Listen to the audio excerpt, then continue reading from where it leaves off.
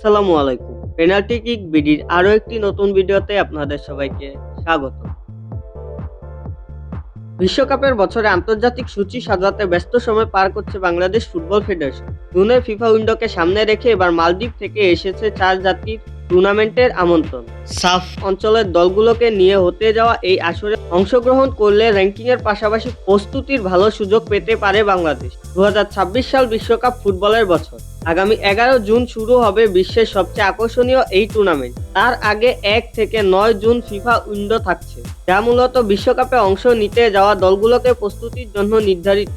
তবে বিশ্বকাপে না খেলা দলগুলোর জন্য এই সময়টা গুরুত্বপূর্ণ। র্যাঙ্কিং উন্নয়ন ও আন্তর্জাতিক ম্যাচ খেলার সুযোগ থাকে এই উইন্ডোতে।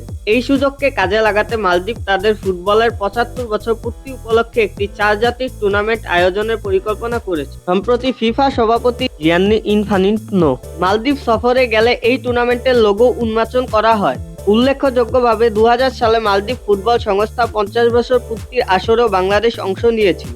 এবারও সাফ ভুক্ত দেশগুলোকে নিয়েই 75 বছর পূর্তির টুর্নামেন্টের আয়োজন করতে চায় মালদ্বীপ। ইতিমধ্যে শ্রীলঙ্কা অংশগ্রহণের সম্মতি দিয়েছে।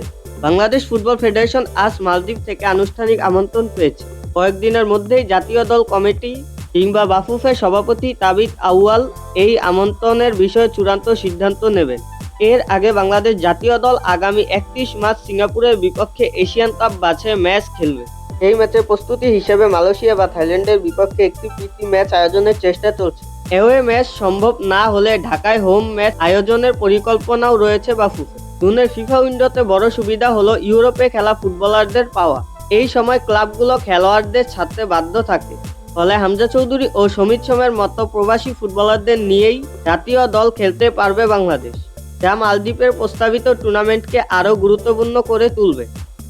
ফুটবল নিয়ে আমাদের আজকের আপডেট এই পর্যন্তই ছিল। আমাদের চ্যানেল থেকে নিয়মিত ফুটবল সম্পর্কে আপডেট পেতে চ্যানেলটি সাবস্ক্রাইব করে রাখুন।